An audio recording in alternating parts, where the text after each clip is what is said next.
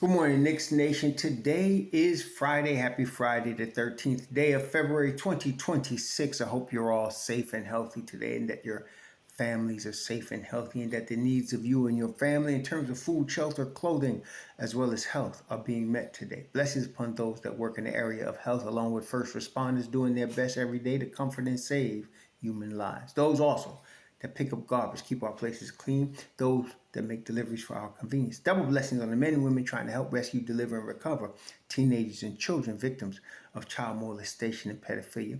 Those that are helping the people that are victims of prostitution and child prostitution, pornography and child pornography, human trafficking, and sex slavery. Double curses on the perpetrators, profiteers, and perverts that create the demands that cause these heinous industries to exist.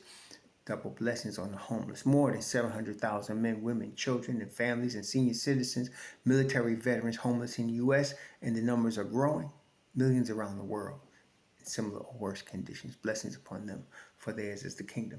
So yesterday, first we have to give kudos to the Don, who I've been calling the Don from his first year in New York in 2020. He turns a mistake, so he signs Gerson Yabusele for 2 years. Second year is the player option. They were high on Gerson Yabusele under the Tom Thibodeau system. They had not yet hired Mike Brown. So under the Tom, and this is not the first time this has happened where the Don makes a faux pas based on who he's dealing with low. So the first year in Tom Thibodeau, the Knicks decided that they needed shooting. They had Alfred Payton and Reggie Bullock, and they decided they needed shooting and playmaking. So they go and sacrifice defense to go get Kemba Walker and Evan Fournier. And that was a mistake. And Tom Thibodeau let it be known it was a mistake when he sat before the season even got to its halfway point. He sat and said out of the rotation from Kemba Walker, and then slowly but surely he stayed with Fournier for a minute, but eventually that was done out also. So we have had these, and the Don corrected that, moving both of those players eventually, and then so the thing I like about this, unfortunately, there are those in Knicks Nation that hold people to perfection when they themselves are far from perfect. And so they always bring up the Don mistake because he did this, he did that. When I say the Don, they get all irritated. That's a personal problem. But the Don is excellent. Matter of fact, if he's not in the consideration, strong consideration for Executive of the Year this year, I don't know if I want to believe who they vote for, because Coach of the Year, I could go with Mazzulla. Got it. Nobody's expecting Boston to be competing the way they are without Jason Tatum. And Mazzulla's got them doing that. But Executive of the Year, the moves this cat has made, I mean, not just now, but as talking about, so he makes this faux pas. He signs Gerson Yabusele. Expect him to fit in a Thibodeau type system. But then he hires Brown. And this Yabusele doesn't fit in Brown's system. So he has to make an adjustment. So he turns Yabusele and 2 second-round picks into Jose Alvarado and a former lottery pick from the San Antonio Spurs, Jeremy Sochan. Now, some of you remembered, as you reminded me, I was high on Sochan. At first, I didn't even know who he was that year. But then somebody kept bugging me, look at this Sochan, look at this Sochan. So I started, okay, I'm going to look at Sochan. So I started looking at his videos, started looking at his highlights, and yes, I liked what I saw. I saw a guy that, first of all, is tough, can play defense, and I thought the possibility was there for baby Dennis Rodman, but that's not him. But I thought that was a possibility. He is not a baby Dennis Rodman, but he does play excellent defense. He's very good at handling the ball. Now, again, in New York, people get too hyped on one side and too down on the other. Nobody can be even killed. Everybody goes way overboard on one side or the other. So, of course, when we got Jose Alvarado, they way overboard. And now when they got Sochan, everybody's tripping, okay? Look, Sochan can't shoot. Okay, he can't shoot. His career average, he's a 20 from the three-point line. He's a career 29% three-point shooter. Now, I'm not counting this year's stats. And the reason I'm not is because he's been situational this year. The San Antonio coach has just not fit in San Antonio. And when I looked, I wanted to study that a little bit and find out if it was attitude problems or what. No attitude problems. The coach just didn't like his fit in what the Spurs are trying to do. So therefore, Jeremy Sochan became situational with this coach. So I can't look at his stats this year because he's not getting consistent minutes. I need stats when, and that's, you look at his career, 212 games, where he's gotten some. And first, he was a starter for his first 2+ seasons under Popovich. Popovich was molding this kid. So now you look at his career, he's a 10.6 boards career, 3 assists. His field goal percentage from the floor, 47. That's good. Free throw, 72. That's solid.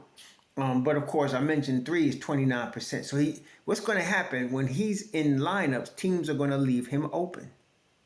Okay, right now, with the 5 that the Knicks start, okay, teams can't leave none of them open because they could kill you. Whether it's McCall, OG, Brunson, Hart, because Hart's now shooting over 40%, and of course Cat. So they can't leave nobody open. That makes the Knicks dangerous. Then in the second unit, you bring in Mitchell Robinson, right? So it's not like he's going to be lining up at the 3-point line, but then you surround him with Shamets and Deuces and, Alvarados now. You surround him with Diawaras who can hit 3-point shots. So that does, but now you put Sochan out there, they're going to leave him open. That's the guy you want shoot. Okay. Now, what I did notice both in observation and looking at his stats again is that Sochan is a very good small ball 5. So some of his most successful stints in San Antonio was when he was the small ball 5.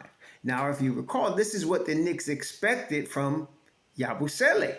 So what you get when we were talking about this, again, I mentioned, if you recall, I mentioned Precious, Saddiq Bey, and Jeremy Sochan. Why? Because all of them could guard multiple positions and can play multiple positions. Sochan can play the 4 or the 5.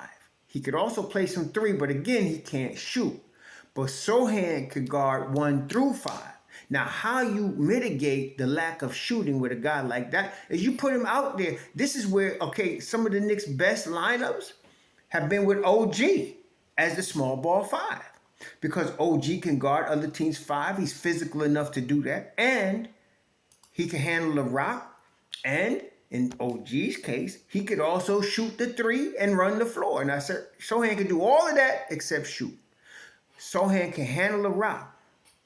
Sochan can rebound the basketball, especially when he's in there with other rebounders. Sochan is tough defensively. So you can get the mitigation of his 3-point shooting because of his ball handling. Why do I mean? Well, they might leave him open, but he ain't going to take the shot. He'll take the ball on the floor and move in closer, which he's very good from 2 points, 47% from the field on 2-point shooting. So that's what he'll do. And he will also play make from that position because he is able to do that. He's a very good plug-and-play type of guy. And this is what I like. The Don is choosing tough, defensive-minded, plug-and-play type of guys.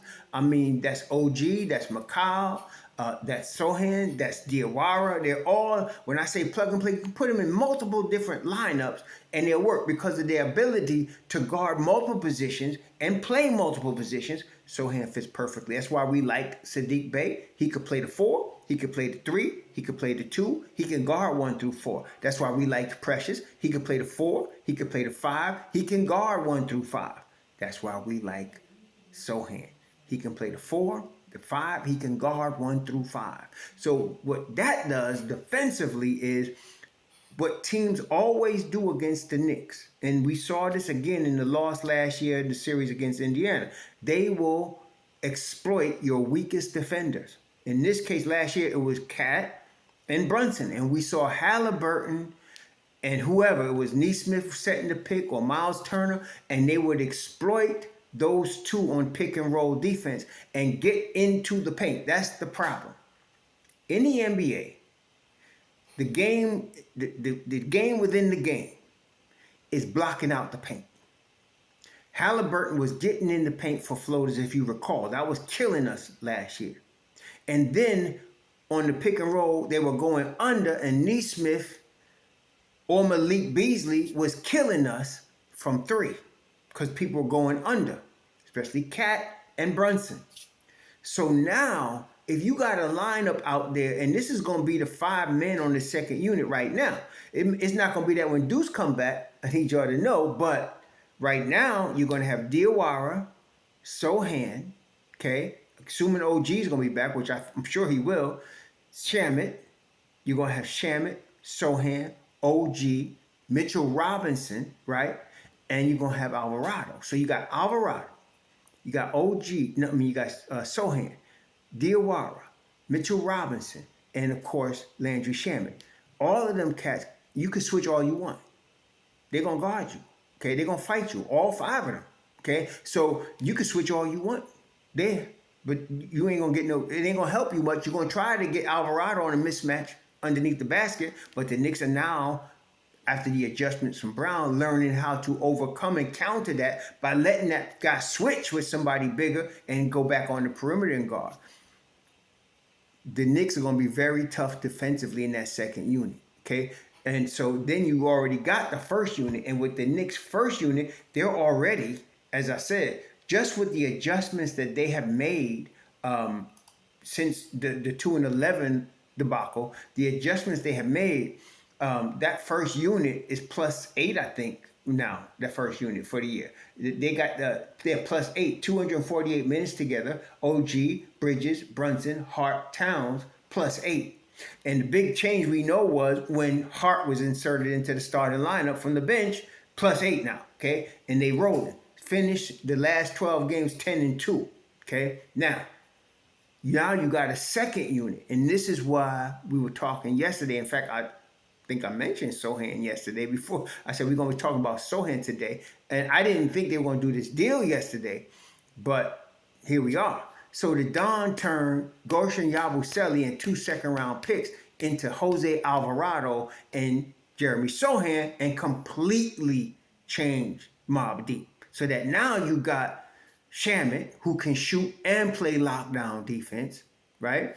You got Alvarado, who can shoot, play lockdown defense, steal, okay? You got the offensive rebounding machine and rim protector in Mitch Rob.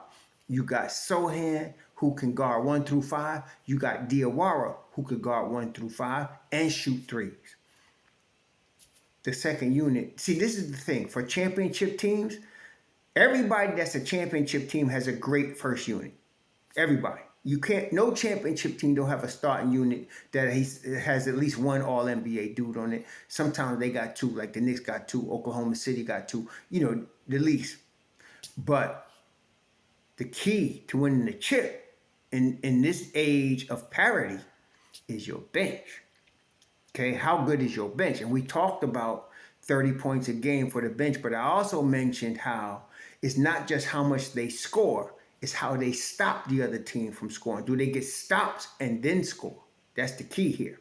So the Knicks bench last year, people were talking about how the lack of scoring with non-Brunson mentioned. That was a stupid argument because they were locking down the second units of the other team.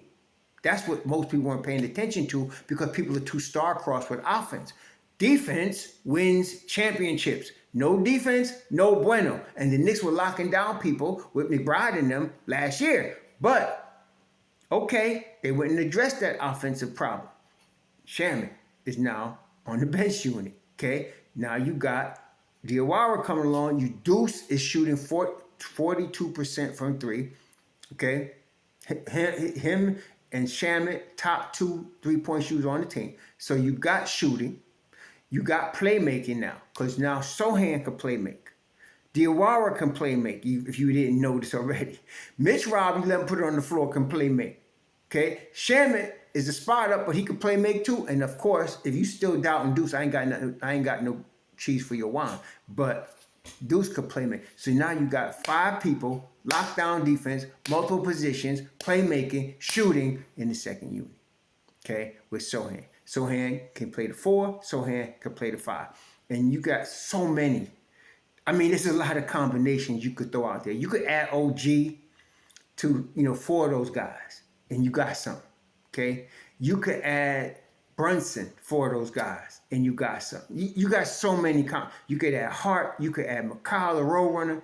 You got so many combinations. The good thing, though, that I like is that you can now reduce the minutes of the starters. We talked yesterday about playing the starters maybe 30 minutes, give or take. So some might get 28, 26, some might get 32. But if you average in 150 minutes for your starters and you giving 90 minutes to the bench, you're going to be dynamite.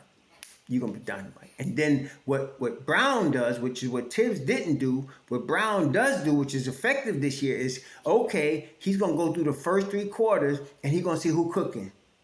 And then he's going to throw that cooking lineup out there for the fourth quarter, no matter who it is. He don't care if it's Kolick. He don't care who it is. If you cooking, he's going to put you out there in the fourth quarter. Okay? And, man, I'm telling y'all, this is very good. Very, very good. So the Don, again, Class A, double A. No A minus, no B's. All y'all want to act like you tough by downgrading things. I'll give him a B. Get the hell out of here. That's an A, y'all. A plus. That's chess on a master level. And now, because of that, with him, Walt Perrin, and of course, the capologist, we got Brock Aller. The Knicks not only are under the second apron, they're prepared for the summer. We can re-sign Deuce because, again, a lot of people don't understand Deuce's money is not counting next year's cap. Not his extension money.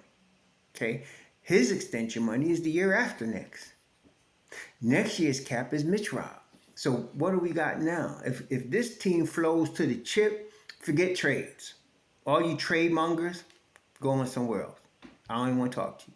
If we win this chip, you're going to re-sign Mitch Rob. You got to re-sign Shamet. You got to re-sign Alvarado. You got to re-sign all of these cats. Now, the problem is, unfortunately for the Knicks, the league decided to expand this summer. One team in Las Vegas and another team in Seattle. I think both of those are going to be good basketball cities. All of the years of doing summer leagues in Las Vegas, I think they're going to be a good basketball city. And Seattle is a long-term, go back all the way. In fact, the Oklahoma City team was the Seattle team. So, yeah. But they're going to only be able to protect 8 players. This is a problem. Now, on first blush, it's the starting 5. Okay. And Deuce, and then Mitch Rob, and then you got to make a decision. Now, before they got Sochan, the decision was easy for me. It was Diawara, because Diawara is the future. It may still be Diawara, but there's Shamet. You got to leave exposed Shamet. You got to leave exposed Sochan. You got to leave exposed Kolick. Now, Kolick, I'm not so worried about because, like I said, if they got an expansion team in either of those cities and they pick Kolick, he's starting. And for him, that's good because he's going to want to play, okay? But damn, I wish they let you have 9. I'd like that. But 8, that's tough. So I don't know what they're going to do. But if this team wins a chip, and look, I've been telling you, the chip window's open. It's been open from the day they got Karl-Anthony Towns. And now it's open wider because the Don keep doing business. And now he done added Alvarado and Sochan to a team that's already chip level. We good. We good. I don't want to hear no more trades from y'all. Some of y'all just, I don't know, some of y'all are just in some fantasy world that you can't escape. And it causes your brain to get locked into always thinking trades, which makes you look like what outsiders call delusional. But we don't need no more trades. We just got Sochan on vet men. We just got Alvarado. So we sent out 5.7 million, 6 million with 2 second rounders and brought back 5.5. Saved money and got upgrades. Damn. Anyway, y'all enjoy your weekend. I'm not into the All-Star game and the festivities. I'm just not. I haven't been since I was a boy, but Y'all enjoy it. I'm just looking forward to real basketball coming back next week, and we'll discuss it. And I just don't want our guys getting hurt. Anyway, enjoy it. Enjoy your weekend. Be safe. So.